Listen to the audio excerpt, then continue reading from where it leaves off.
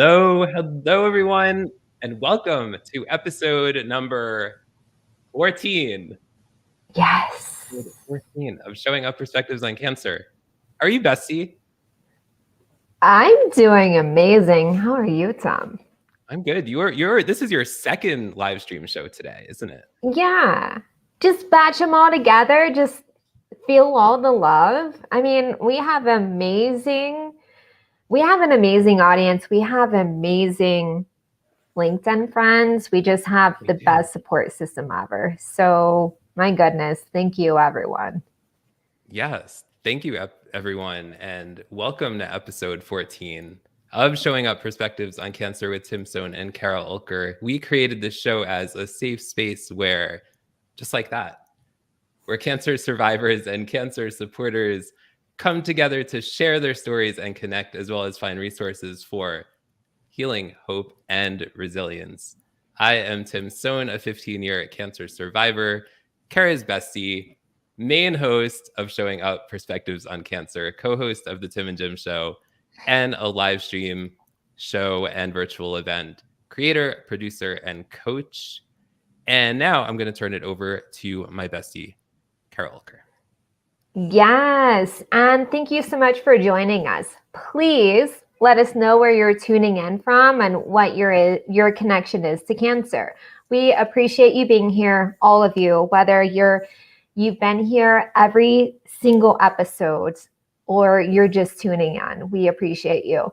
And we want this to be a conversation. We also encourage you to connect with each other in the chat.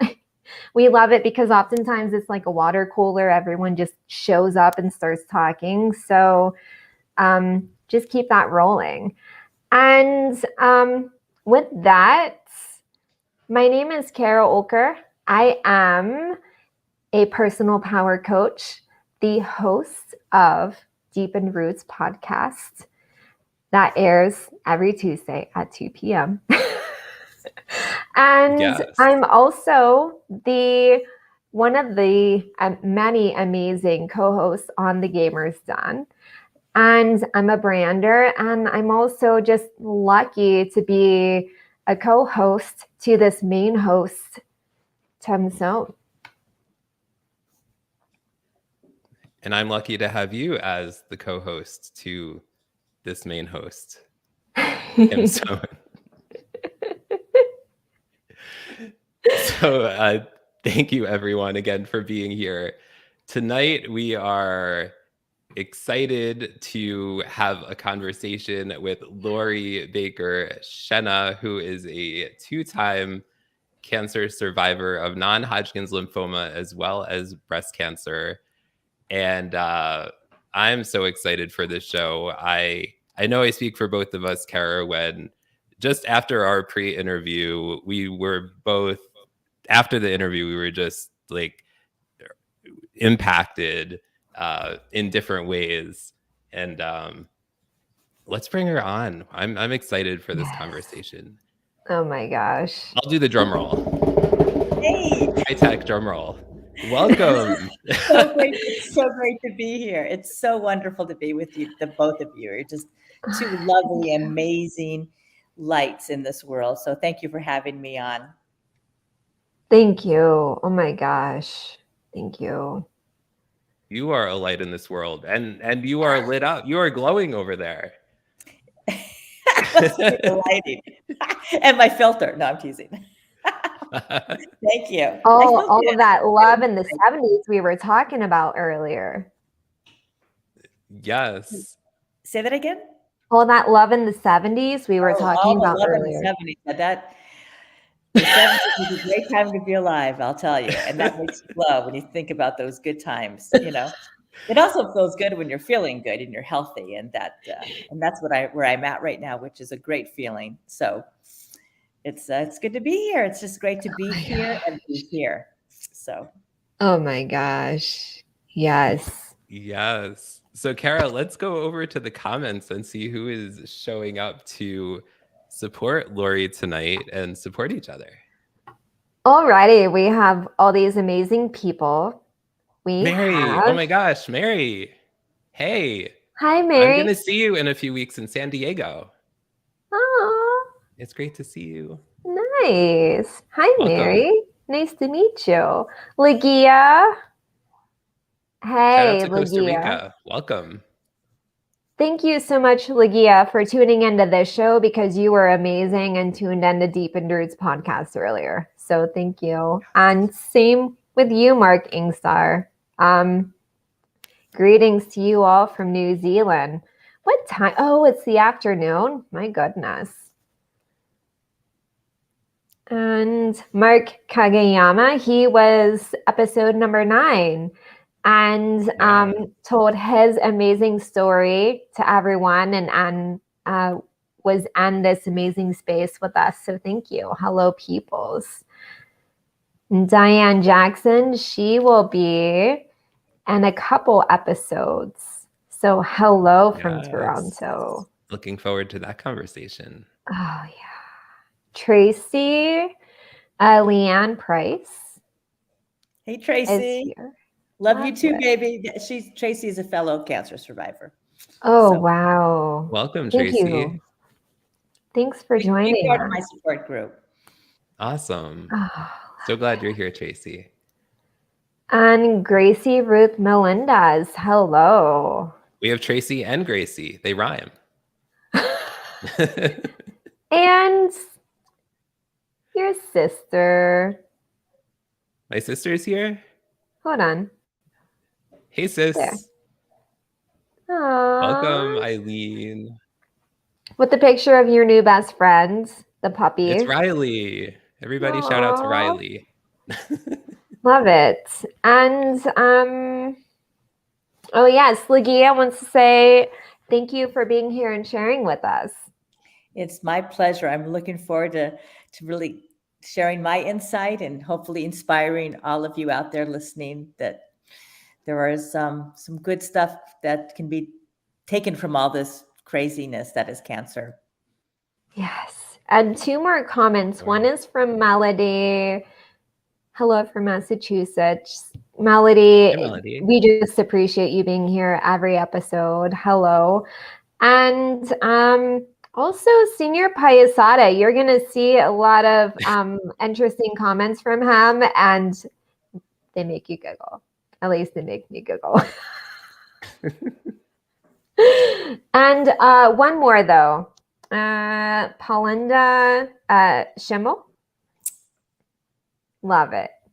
And Paulinda is a tremendous supporter of ovarian cancer research, and she's a light. So, oh wow! Welcome, Paulinda. Her daughter died of ovarian cancer, and she has a foundation. So she's amazing and a very good friend. My goodness, Paulinda. I hope it's okay if I end up just wanting to connect with you and just say hello human to human. So thank you so much for joining us. Oh my goodness. Yes. Thank you, everyone. Thank you, everyone, for you have a global reach there. Up. Very nice. Very nice. I do. Thank you. So Lori, before experiencing cancer firsthand as a survivor, you lost your mom to cancer when you were 11. How did you find out, and how did that not only shape your life, but your approach to health and overall wellness? Would you share that with us? Absolutely. It's interesting when someone asks you what was the most traumatic or challenging event in your life. It was easy for me to have that answer. When I was 11, I think I just turned 12, August 4th, 1970. I'm 63 now, so I was just turned 12. My mother passed away from ovarian cancer. And in those days, no one talked about cancer. It was something that just, you never heard the word. It was the culture that you never talked about it, and this sort of thing. So what happened was my mother she was 49. When she was 48, she was diagnosed. And treatment in those days was so raw and so primitive. They would blast what they called cobalt radiation just at her pelvis. And it was just horrible. And then she blew up, like her stomach blew up, and she would be throwing up all the time. It was bad. But no one told me that she was sick with cancer. They just said that she was going through some treatment, and they never said that she was dying, or they never said that she had cancer. So the last time she was hospitalized, I came in to see her, and I gave her a kiss and said goodbye. And then 2 days later, she was gone. And I had no idea that she was going to die, and I had no idea she had cancer. So that lack of closure, that lack of knowledge really devastated me, because I knew they were doing that because they wanted to protect me, and I was young, and people just didn't talk about it. But at the end of the day, though, it really was damaging, because to this day, there's things I would have liked to have told my mom, and 51 years later, it still hangs. And I've been through therapy. I think therapy is really important. They put a chair out and said, if this was your mother, what would you say? And that's very helpful for when I was growing up in my teen years and everything. But at the end of the day, the biggest lesson I learned was you have to be transparent with the ones you love about having a chronic disease, because while you think you're protecting them from bad news, you're really robbing them of the opportunity to be with you truly mindfully, and to realize these are very precious days, because we take each other for granted all the time. I mean, it's just human nature, especially when you're a little kid. You'd think mom and dad will be here all the time, and they're not going to be here. And so that was a huge learning lesson to me that I've carried with me. And that's why I'm very transparent, because especially when it comes to health, because it's important for people to know what's going on. And there's no blame there, I don't blame anybody. It was the culture of the day. But I certainly did not repeat that with my children when I was diagnosed. Yeah, it's an acknowledgement and redirect. Absolutely. And that is, I'm sure that took a long time for you to get there, but the fact that you got there is beautiful, and such a gift you could have given to yourself and your kids and your loved ones. Thank you. It's tough. It's a tough thing. I think we'll probably go over this later, but one of the things that is the toughest when you are diagnosed with cancer is telling people around you that you have cancer, because you don't want anyone to feel bad for you. You don't want anyone to be hurt. And yet that is a natural occurrence that happens. And especially you don't want to tell your kids, because you know how scared they're going to be and how worried they're going to be. And as a parent, you never want to scare or worry your kids. But not telling them is even harder, because you're really, again, robbing them of the chance to get close, to understand, to see your struggles, to be there for your struggles, to really be part of that whole experience. And so that's why the minute I found out I had cancer the first time around, my whole family knew immediately. I mean, it just was, it was just boom. It was like nanoseconds. Yeah. So. Oh, wow. And speaking of that, you are a 2-time cancer survivor of non-Hodgkin's lymphoma and breast cancer. First, would you share when you were diagnosed with non-Hodgkin's lymphoma and a bit about your journey around that? Well, that was the crazy journey. My mother had died of ovarian cancer. My sister actually died of breast cancer when she was 54. And my brother, who had cerebral palsy, went on his autopsy. He died when he was 56 of pneumonia. They found liver cancer. So I'm sitting there, I'm the youngest of the family, and I'm thinking, my dad never had cancer. He lived till he was 92. He had Alzheimer's later, but he was very healthy. But I figured in the back of my mind, I don't know, there's a good chance that someday I might have cancer. But I didn't have any. I took all the genetic tests. I don't have the BRCA gene, which is so wild.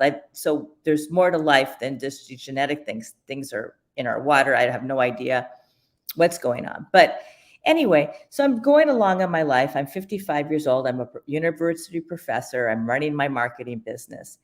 And I get these really horrific stomach pains, and I start throwing up, and it doesn't help. And it feels like I'm dying. And I went to the ER in late 2012, and they did a CT scan, couldn't find anything, sent me home. And I said, okay.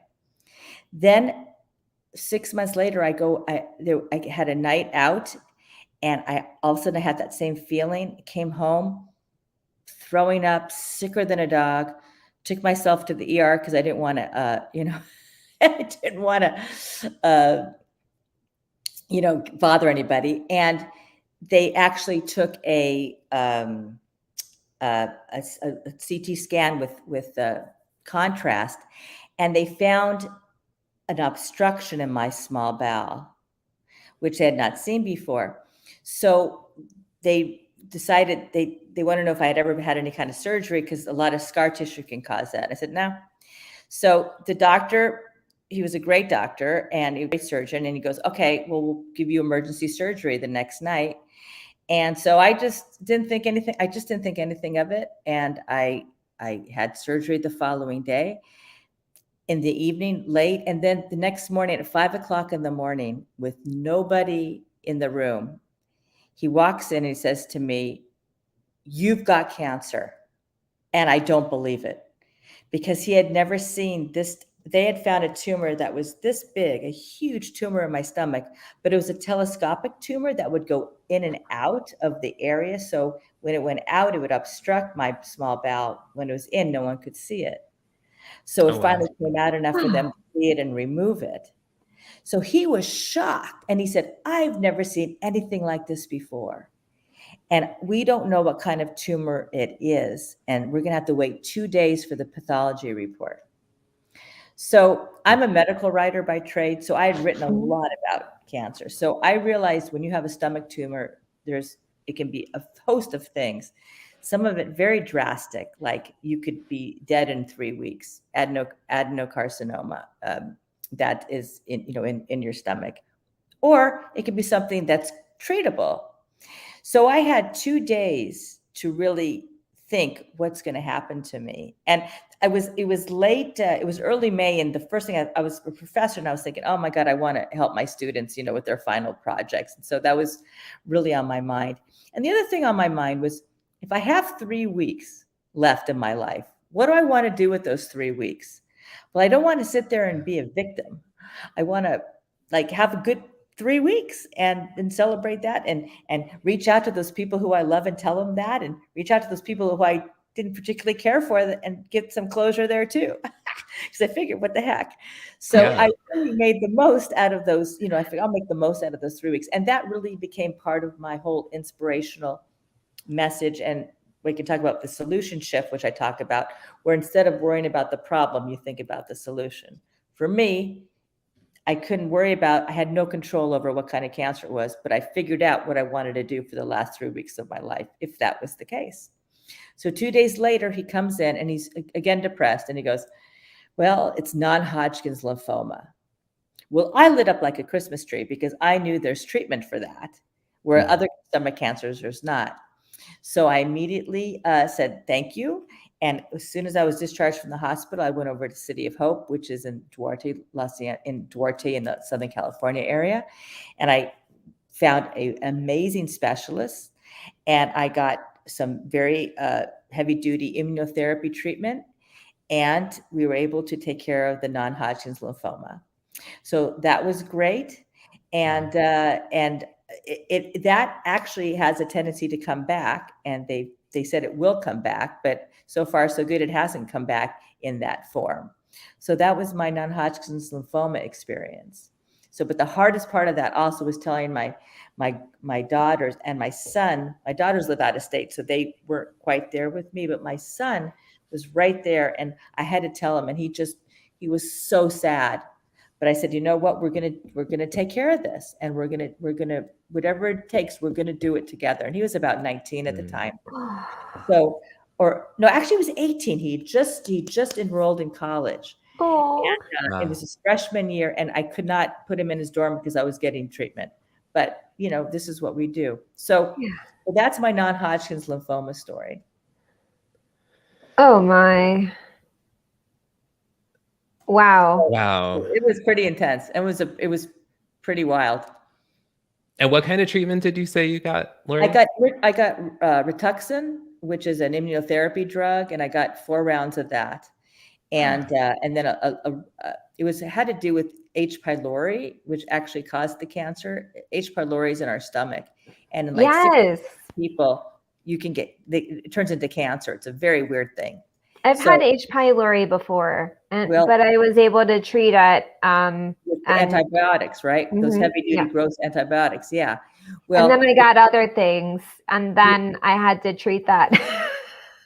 It's true. I know. Exactly. But that, if you leave it untreated because you don't know you have it, and you're prone to cancer, it can turn into non-Hodgkin's lymphoma. It's rare, and of course, happened to me. But that's why. So that's part of. It's interesting. It's an interesting cancer, totally unrelated to anything else my family had experienced. But it really sobered me up, and I decided to retire from being a professor, and I wanted to start my. Life is short and my dreams are big, and I wanted to become a motivational speaker. So that's what I did. And that's what I do. And it's been a great change. That's amazing. Oh my gosh. And did this experience inspired you to do that? Yeah, because I've always motivated my students. I've always wanted them to reach for the stars and do the best they can. And well, I taught journalism and public relations. I also taught them how to be amazing human beings, and how to not be negative, and how to be positive, and how to go for their dreams. So I knew I had that spark in me, and I decided that I wanted a larger audience. So that's what I did. Oh, wow. I'm a big believer on midlife career change, 55. So I still did my marketing business, but I stopped being a professor. And this breast cancer thing, I just dropped my marketing business, and I'm just going to do inspirational stuff. So it's just every time I get cancer, like my career changes, which cracks me up. But yeah, but who knows what's next? But I'll be singing. You can't be tamed. You're gonna do what you're gonna do. I love it. But it's I always look at things as an opportunity. So. Wow. Yeah. And Ellen in the comments said, shout out to journalism. Ellen worked at a newspaper with me in New Jersey a number of years ago. So definitely shout out to journalism. My first job was on a newspaper, the Daily News in Van Nuys, California. And I taught journalism and public relations for 25 years. And I'm a journalism major. So shout out to journalism. Awesome. That's awesome. Melody says you walk the talk about positive mindset. It makes all the difference. There's a thing they call now toxic positivity, where like you're always positive all the time, and it's like toxic. But for me, that's not me. I'm just positive all the time. It's something that is in my core. It's something I practice, and it's really a good practice to have, because when you get hit with things that are really hard, like health problems or financial problems, or things that are just natural to all of us that happen, you've got to have the inner strength and the tools to work through it. And one of the ways you can do that is by practicing positivity, because that arms you for whatever comes your way. And we don't know. I mean, you can imagine ending up in the ER, with this thing, and having this weird ass tumor in your stomach that goes in and out. And it's huge. And they take, that day I was, went to school having a great day. It's an interesting way. Things are wild. So you just have to have that positivity, strength, and core to get through that. There is that toxic positivity where you just dismiss things, and you just ignore everything, and then you're just like, no, it's gonna work out like magic and rainbows.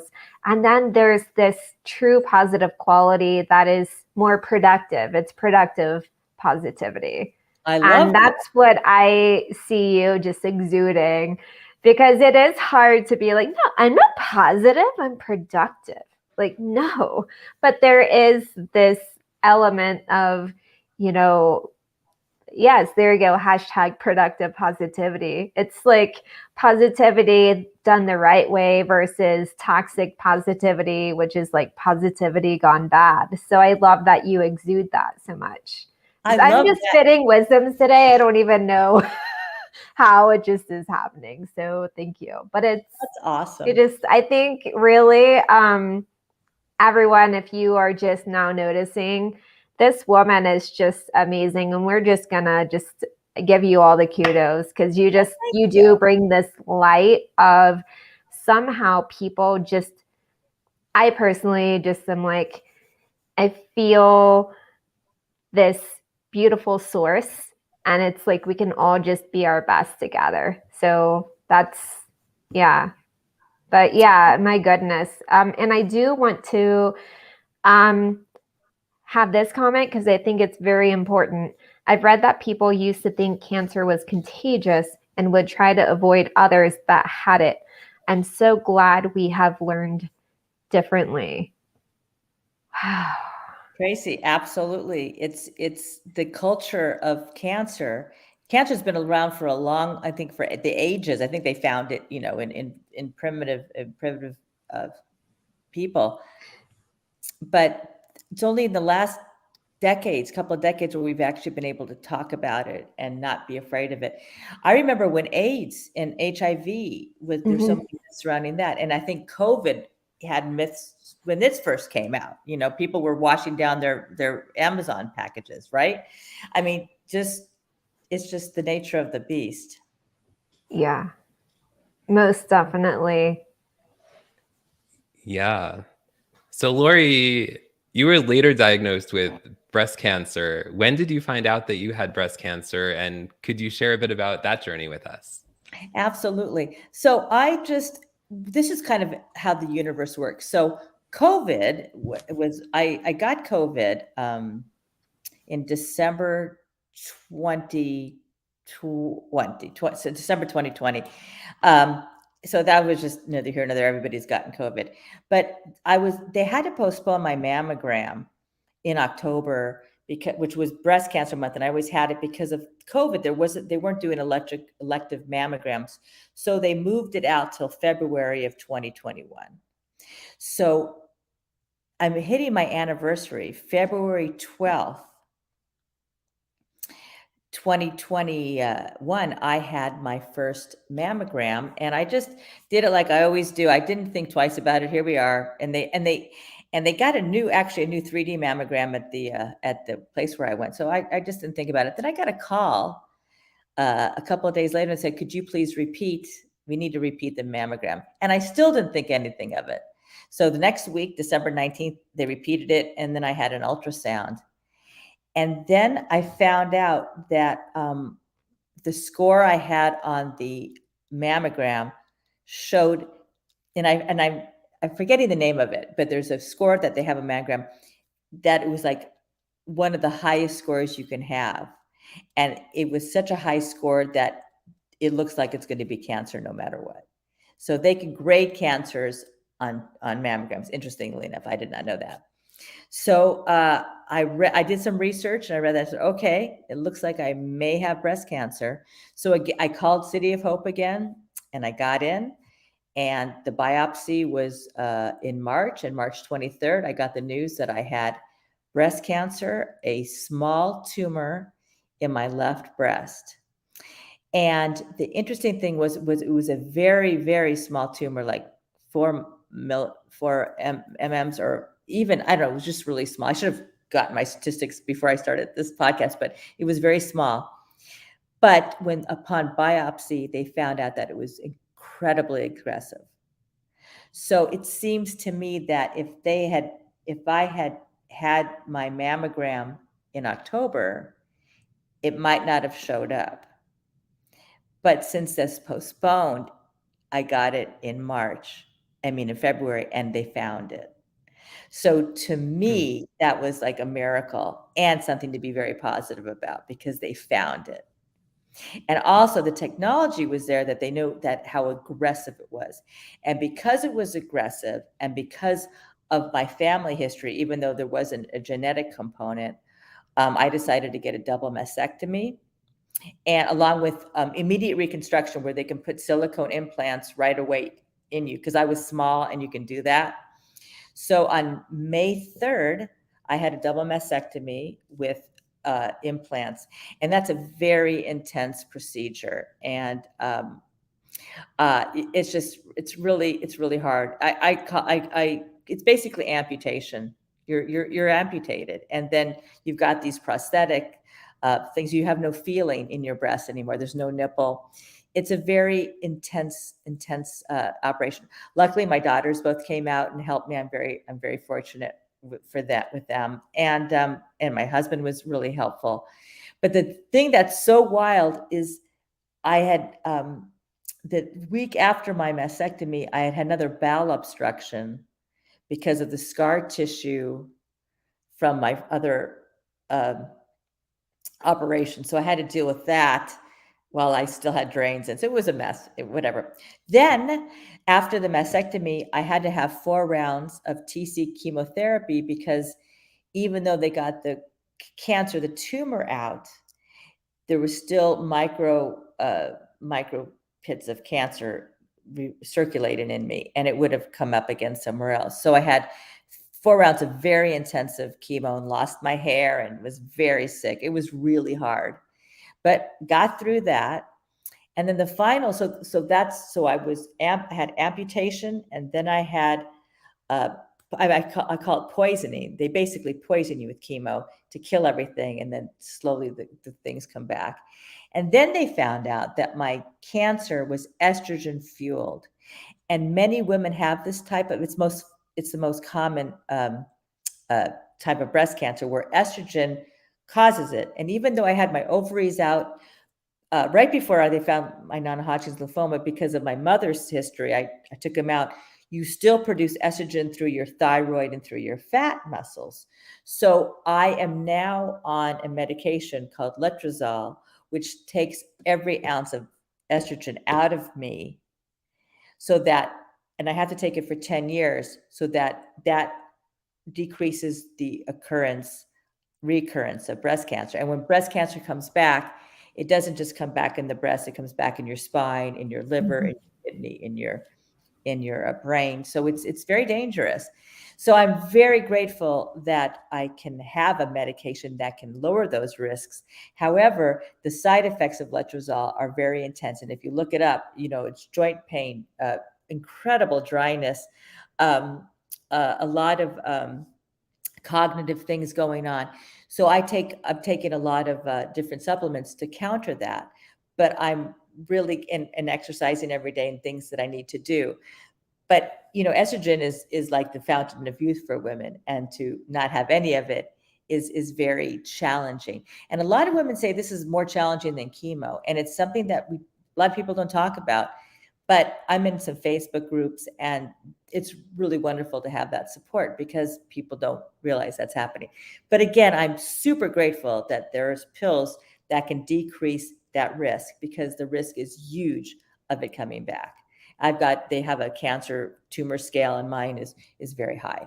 So that's where we stand today. So anyway, I finished chemo in August, and it's been almost about 6 months, and I'm feeling terrific. I've really bounced back. I'm feeling good. My hair is coming back. I feel like I'm ready to retake my life, which is what I've been doing. And it just feels so good to feel good that I can't even begin to tell you. Oh, wow.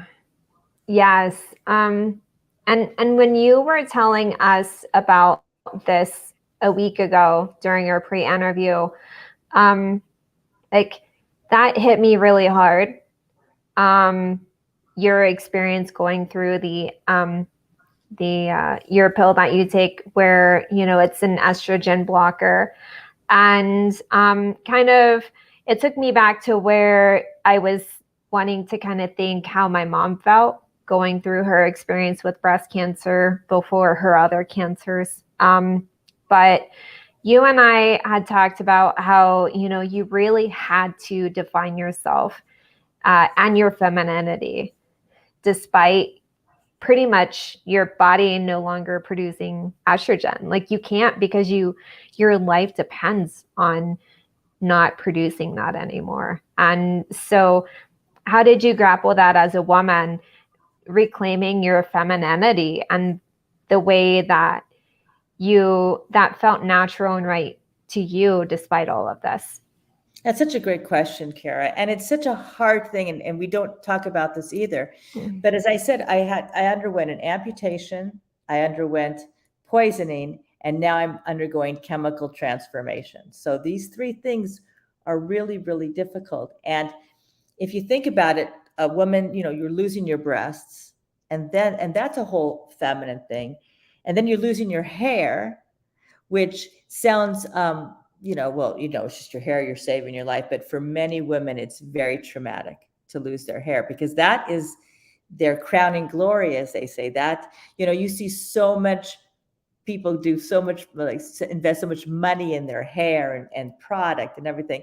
Hair is important to women. So you lose your breasts, you lose your hair, and then you lose your estrogen. And then you've got to, what do you do?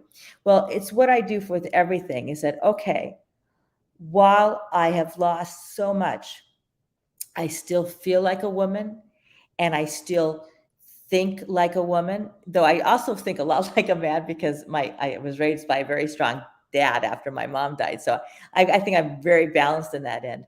But I really still kind of do feminine things that, like candles and bubble baths and wear, wonderful, sexy things still, to keep all that going, because you are robbed of all that. And it's things that, again, no one warns you about. So you really have to make that effort. You talk to other women who are going through it. You laugh and you cry, and you realize that, yes, I'm alive and I'm happy to be alive, but how can I continue to be happy and live in this new body? And if you think about it, I've got scars all over. I've got my stomach tumor scar that's huge, and I've got the breast cancer scars on the breast. And so it's an interesting challenge to go through. Oh, wow. Yes. Gender identity is very close to my heart, for sure. I'm part of the LGBTQIA plus community. And so I'm very much for, if you identify as non-binary, you get to define that however you need to, and nobody gets to tell you. And then if you identify as feminine, then you get to define that however you need to. Same with if you identify as male or masculine. If you identify as female and you have masculine qualities or whatever, I love that you said, well, I have a bit of a masculine too, and that you were able to be like, what, I'm just going to embrace that. So that is such an important lesson for people to learn in general, to just deepen themselves in their, however they identify as a human. And even like most so when you're going through something as transformative as, cancer, and you have to go through these treatments to save your life, and you have to redefine that, like who you are. And I love how you're like, yeah, I'm going to, take bubble baths, and I'm going to light candles. That's feminine to me. So thank you so much. And that's so inspiring. It really is. Thank you. And the thing about, gender identity is, for us, breast cancer survivors, and for, people, prostate cancer for men, all that stuff, there was, I think sometimes your gender identity, when there's no choice, you feel like you don't have a choice because you are who you are inside. So there's that one aspect of who you are and what you do about it. And then there's when it's kind of forced on you to lose something that's so precious. So in both cases, you have to figure out what's the best for you and think outside those boxes to get to your true self. Yes. However it comes to you is what you need to do with it, which is why living in the solution is so important. Yes. Make that a hashtag, Tam, living in the solution. Living in the solution. I'm Yes. on it. That's my brand. Copyright that. Living in the solution with Lori Baker-Schena. Hannah. Yes. Oh my Melody gosh. commented here,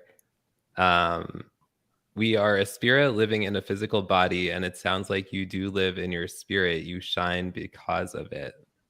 Yeah. I'm a firm believer in that. I'm a firm believer in we're the spiritual side of us, and our body is basically, we have to honor it, but it's just really a vessel. And when people are I teach that you have to have that inner love. And when you look at yourself and you're so critical of what we look like, it's just almost irrelevant, because it's really what's inside of us. And that can't be taken lightly, because they can take away all of the outer beauty, but we shine in traditional, all that, but we still continue to shine. And that's what's important, because I really strongly believe that that's, and it's just a different way of thinking. I like looking at the world like that. So thank you for that comment. Yeah. Yes. And literally just what you said is what a lot of people who are going through their experience as LGBTQ or any other group that feels, just humans in general. And so that's a very human message, very human. It really is a equalizer, when we all think, just if we're all spiritual and take away the physical component, it really brings us all together. Yeah. So true. So true. So Lori, we were talking a little bit earlier about, about children and about,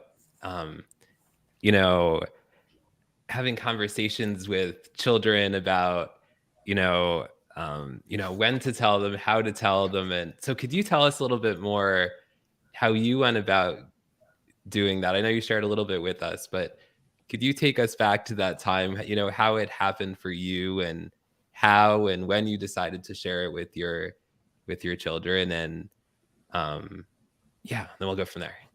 Well, I was lucky because my children were older. And so I think it's a different thing when your children are younger. But I really believe that when we tell our children, we also have to give them the courage to handle it.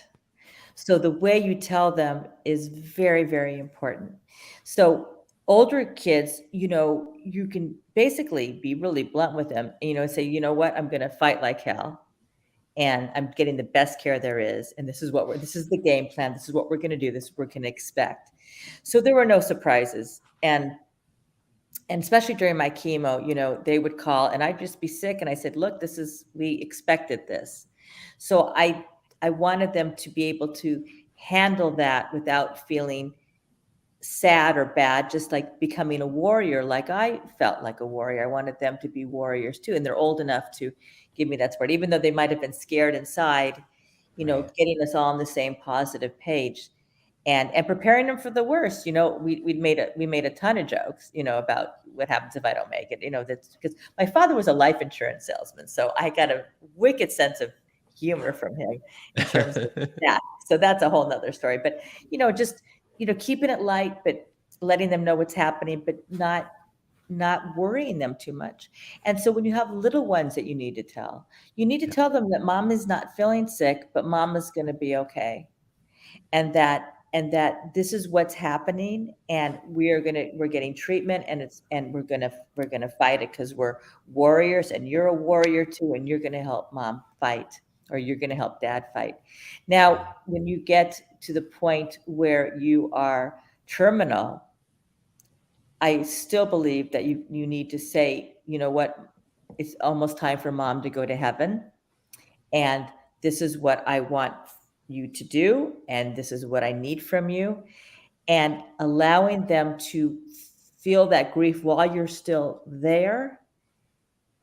It's hard for you as a mom or dad, but it for them, when you think about what your legacy is, imprinting on them the positivity and the hope and the courage, that's important too. I mean, it's almost like you have to be selfless when you have cancer, because especially when you have children, because you have to think what's the best thing for them.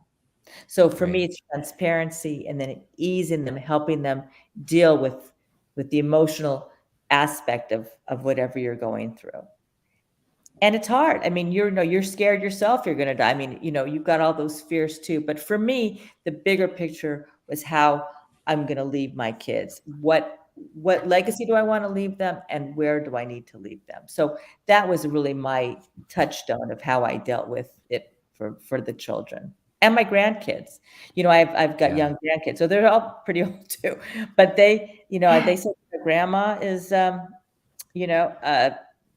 to fight it, and I'm sure I'll be fine. And and I also FaceTimed them when I was bald, and I said, "Yep, this is Mhm. what grandma looks like." And but I'm going to be okay, and it's going to grow back. I mean, letting them Yeah. know that you can fall, but you can get back up and get better. Those are really important learning lessons too. And then if you don't get better, it's a good learning lesson too, that life is short and precious, and that we really need to live each day like it's our last. So Yeah. all these things, as hard as it is for us as parents, Yeah. there's so many lessons that our children can get from our experience.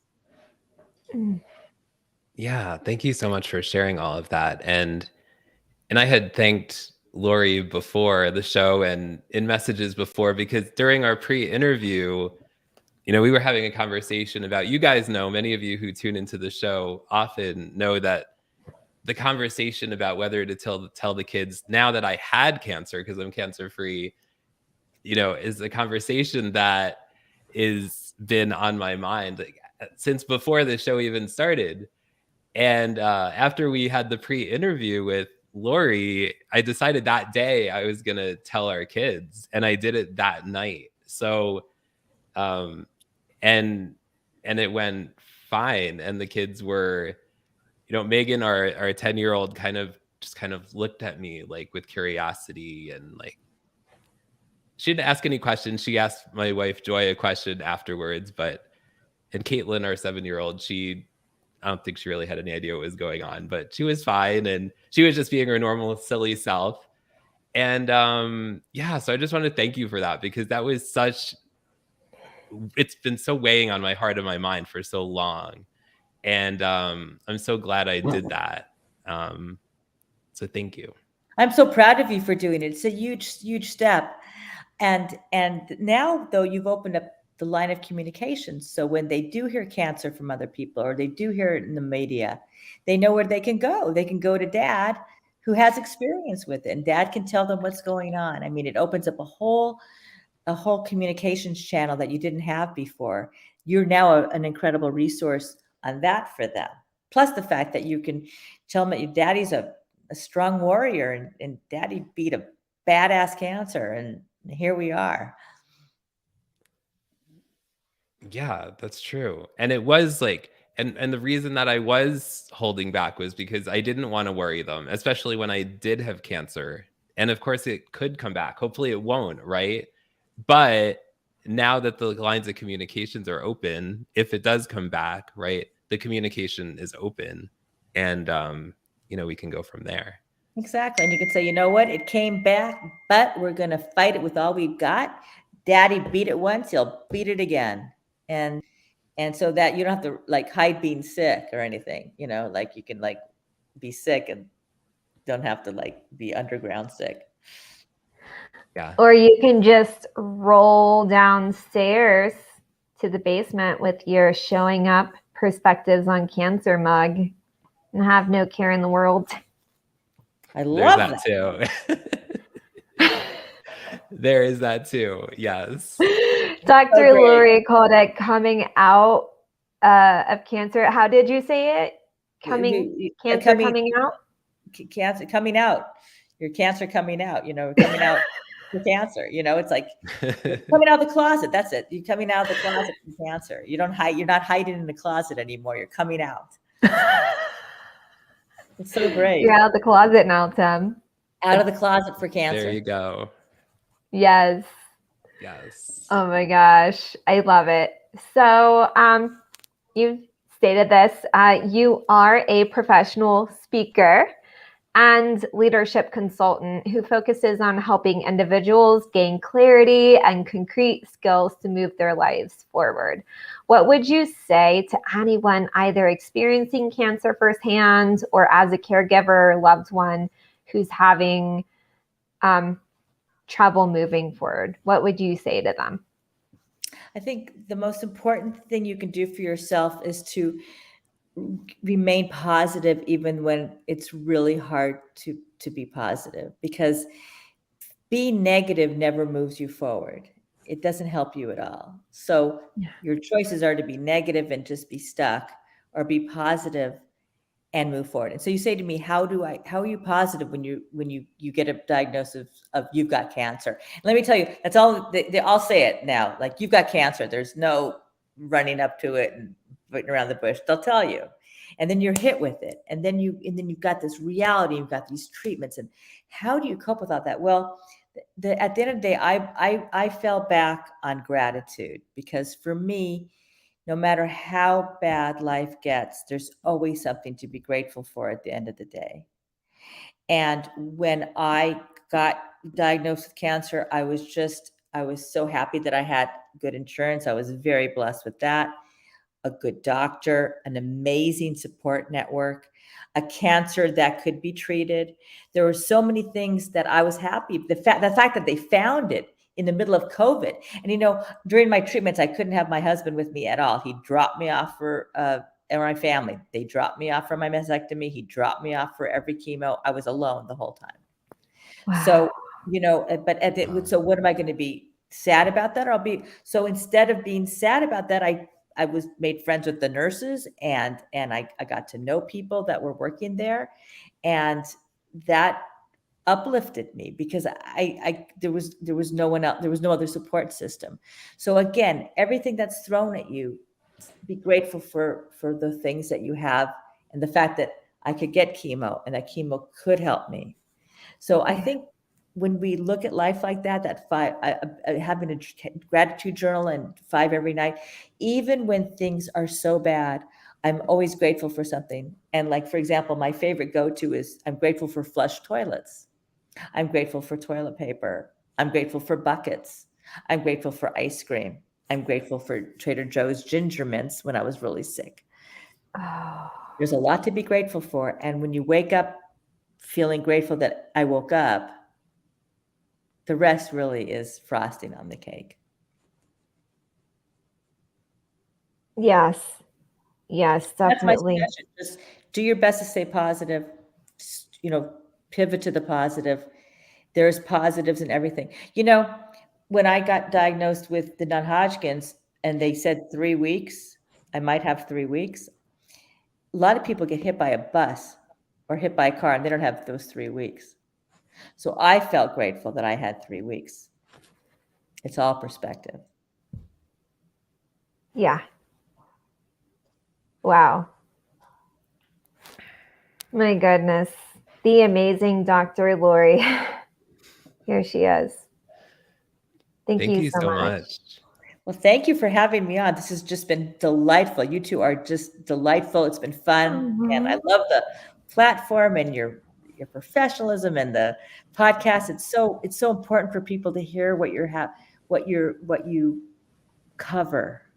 It's so important for people to hear this. There's not enough of that. So thank you for it takes a lot of effort to do a podcast. And so thank you for all that you do to help others thrive amidst really challenging times. Thank you. Because it's moments like this where, we can look back on moments like this and be like, this is why we do it. Sometimes it is overwhelming. Doing this show has been amazing, and it's brought up a lot of trauma for me in ways that I had never expected. Never. And I look back when I'm in my own storm in a fetal position, because sometimes life requires it and then you get back up, right? But in my storm, I think, I look back on these moments and I look back on, this is why we do it. And we all grow, and we're better because of it. And so thank you for being a part of this. My pleasure.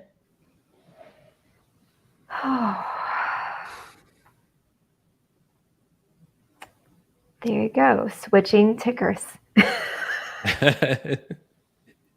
Take it away, Tim. Yes. I mean, just thank you so much. I mean, we shared before, your presence both during the pre-interview and during the show has both impacted us so much in very different ways. We both have very different perspectives and connections to cancer. But we just appreciate you so much for showing up, for sharing your story, and inspiring us. And thank you all for showing up to support Dr. Lori as well. Yeah. So now we're going to gently whift you back into the green room while we wrap up the show. And if you have a few minutes and can hang out, we'd like that. Yeah. And we'll be with you in a few minutes. So thank you. Thank you. Oh, goodness. Oh, hey. Hi. There's your face. Oh, goodness. I don't think I like this view so much. Hold on. Is this how we're keeping it, oh, producer? I'm lagging. Hold on. It's on Duo. I'm trying. Yes. Thank you for trying. Oh, you're doing there you awesome. go. Here we are. Yes. Oh my Feel gosh. better, Tim? Yes, I feel much better. Thank you. Thank you, Kara. Oh, man. Yes. What a conversation. How about, why don't we go over to the comments? There's a bunch of comments that came in like in the last few minutes. Does that sound good to you? Definitely. And I'm also just throwing that out there on the ticker. How do you need support? Let us know in the comments. Yeah, definitely let us know. Good question. So we have great attitudes from Alexandra McCarthy. Hey, Alexandra, thanks for being here. Yes, I'm grateful for every day, as says Tracy Leanne Price. I'm grateful for my family and friends. I'm grateful for my healthy body. Yes. Yeah. Oh, good. It's the little things, right? Yes. Melody says, I'm grateful for the gift of a new day each and every day. Kenny D, is he out of jail? But there's no picture. He created a new LinkedIn account. Should we say that? Is LinkedIn going to take him back in jail? Put him I'm back sure in they jail? realized it already. Okay. Well, thank you. Also, it's too late.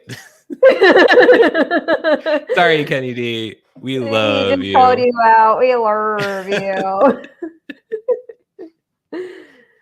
Oh my gosh. Oh, what is up with I'm lagging. Thank you for sharing your story and wisdom. Oh, thank you so much for joining us. Yes, thank you, Dr. Is it okay? Hey, so, is it Diesel, Dr. Diesel Johnson? Thank you so much. Yes, let us know in the comments phonetically how that works. It's Kara, not Kara or Kara. So I'm very sensitive to that. It's not me being funny. It's me understanding that, sometimes people don't like to be called Kara. Right. And Alexandria, hey there. What is up with my lagging? Okay. Hey, Familia. Hey, you. Hello. Ellen says you are a beautiful lady, and side note.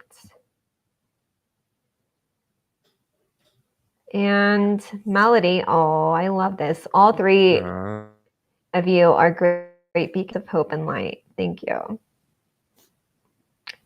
Damn straight. Kara got you, Tim. I agree. Giselle. Yes. Thank you. You're awesome. Thanks. Conversations Nancy. that create connection. Hey, Nancy Lewis Hill.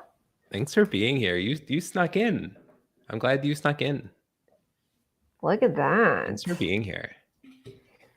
Yes. Yes. Okay, so I'm just lagging all over the place tonight. And You're good. would you like to be a guest on the show or know someone who might want to? DM Tam or Kara directly. Yes. Do that. Let us know. If you have a cancer connection perspective. Did I say that right? I haven't been drinking wine, I swear. Yeah. Okay. Moving on. Are we still asking for team members? Are you still needing team members? Not really, but I'll just briefly mention on March 8th to 9th, there's going to be a 24-hour virtual event that is going to happen here and across multiple live streamers shows and not shows. Stay tuned for details. It's a fundraiser for the Leukemia and Lymphoma Society's Man and Woman of the Year philanthropic competition. So stay tuned for details. Super excited. Kara's on my team and a whole bunch of other people, and it's going to be so good. Say philanthropic competition 3 times fast. Philanthropic competition 3 times fast. Philanthropic competition 3 times fast. Philanthropic competition 3 times fast. Love it. Yes. Yeah, so that's the deal. What's going on with that? Lots of work to do, but it's going to be so good. Oh, yeah. And yeah, so that's the deal with that. And we also have a guest coming up for next week. Yes, we do. Right, bestie? Yes, we do. Hold on. Let me pull this up real quick. Ooh. We have James Patrone. James Patrone. Coffee, Yes. Metal, and the Spiritual as a cancer battler supporter. Well, there you go. There's a title. Yes. We're looking Sounds forward like a memoir in the making, honestly. Definitely. So we're excited to have him on the show next week. Had a great pre-interview with him this week. And yeah, he has lots to share, including he writes poetry. Nice. So that's pretty cool. But many other perspectives as well. Yes. His stepdad passed of cancer, as well as his grandfather. So those are his connections. But so looking forward to that conversation next time. Definitely. Right, bestie? Most definitely. And as always, thank you so much for joining us tonight. We appreciate you so much. So we do. We love you. Had to get it in there. That's cute. Just leaning into that microphone. Love. With the booze.